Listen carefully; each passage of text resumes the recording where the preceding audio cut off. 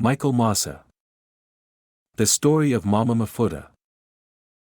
Kimpa Vita and the National Resistance Movement of Mbuila wa Congo, or Ntangu. The Mbuila War of 1665 marked a turning point in the history of the country of the King, Kongo Untold, which is the former Kingdom of Congo. From this period onwards, due to the loss of its nobility and its ruling caste, which had a correlative impact on state authority, Congo experienced somewhat anarchic governance. Congo became, in a way, a geographical space inhabited by disorganized populations.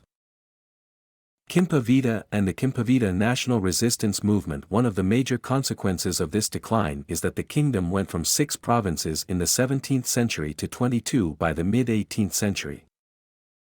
With the unity of the kingdom broken, diversity of claimants to leadership or kingship seemed to prevail, with the electorate consisting of inhabitants of their villages or even members of their clans. In such a difficult socio-political life of Congo, a glimmer of hope emerged with the prophecies of an old woman, named Mama Mafuta. Indeed, Mama Mafuta, or Apollonia Fumaria by her baptismal name, can be said to embody the very conscience of Mbuila wa Congo, the Congolese consciousness of liberation and information about the socio-political future of their country that must be perpetually and reasonably nurtured. Thus, Mama Mafuta is, to a certain extent, a manifestation of the perpetual edification of the social body in the human person, through the discourse of liberation she holds, here and there, in the central localities of Kongo Untold. About her, chroniclers who witnessed the work of Mama Mafuta report that she performs miraculous healings. As a prophetess, among other things, she combats fetishes and other magical practices. Many people flocked to her, writes Marshal Sinda, and even the queen had faith in her prophecies when Mafuta proclaimed that Mount Kibangu would be annihilated by fire if the Congolese persisted in their refusal to embrace the message of liberation. The missionaries sought to arrest her, but the king and the queen, who believed greatly in her prophecies, continued to protect her from the Inquisition. As the herald of Kimpa Vita, Mama Mafuta strongly urged the Congolese people to be on her path, as she embodied all the qualities required to carry the torch of Mbuila wa Congo, that is, the flame of restoration and edification of the national consciousness of development and existential fulfillment of the Congo moon. At just 22 years old, Kimpa Vita, or Dona Beatrice by her baptismal name, was burned alive with the complicity of Capuchin missionaries, like Joan of Arc from Lorraine, in Banza Evoluvulu on July 2, 1702. On all fronts, the work of Kimpa Vita proves to be spectacular. Despite the constraints she encountered from her adversaries, the Capuchin missionaries, her work gained the adherence of a large number of her compatriots. Having won over the king and the queen to her cause, she spread throughout the country, writes Marshal Sinda, the new religion that she had founded with the assistance of Saint Anthony. Like Saint Anthony, Dona Beatrice began to perform miracles. In San Salvador, where she also preaches, Dona Beatrice is venerated by the kingdom's notables. The sick are healed. In the same vein, Georges Ballandier emphasizes that this rapid ascent is explained by the widely shared certainty that the Christian God finally responds to the long-awaited anxiety of the Congo people. Dona Beatrice is his envoy, she participates in his power, she commands nature. She allows the Congo to have their saints, that is, interpreters of a reshaped and Africanized Christianity. She announces new times.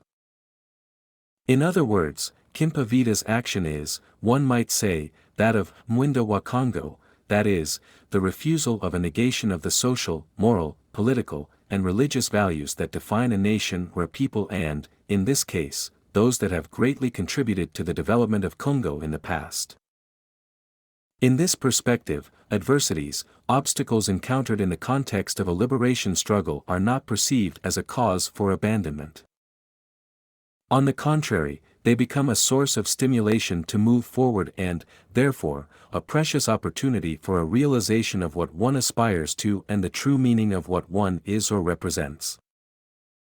In summary, Mbuila wa Congo is both a spiritual awakening and a realization of the various evils that undermine the very reason of being or Mwantu.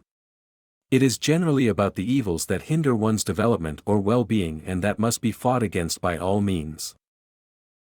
It is the very expression of a human, social, political, and spiritual consciousness that, in the past, was expressed in Congolese society through its daughters and sons such as Kasola, oil, God give war, Bweta money, Kimbangu, Mpati, Matsua, Gonda, etc.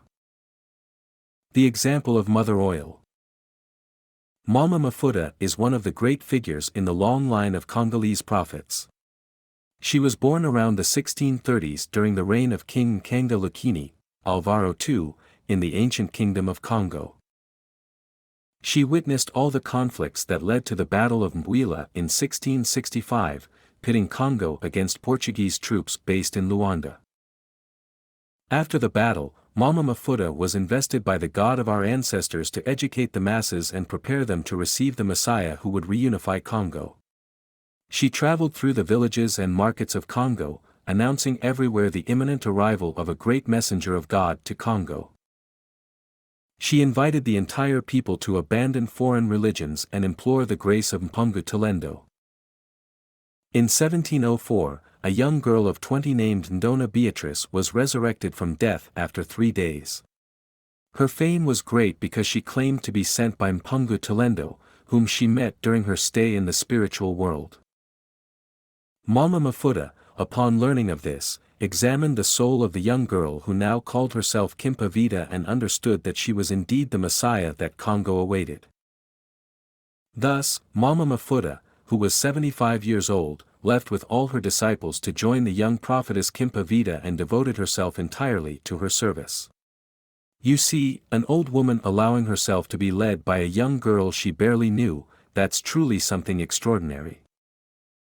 Mama Mafuta should serve as a model for all current Ngunza who do not know humility because Mama Mafuta is the symbol of humility and loyalty. Mama Mafuta was known for the accuracy of her Mbaikudulu, prophecies. For example, she predicted the coming of Yaya Kimpa Vita, she predicted the multiplication of dormant churches in Congo, etc. But that didn't give her wings, she remained humble. Mother Oil, example US.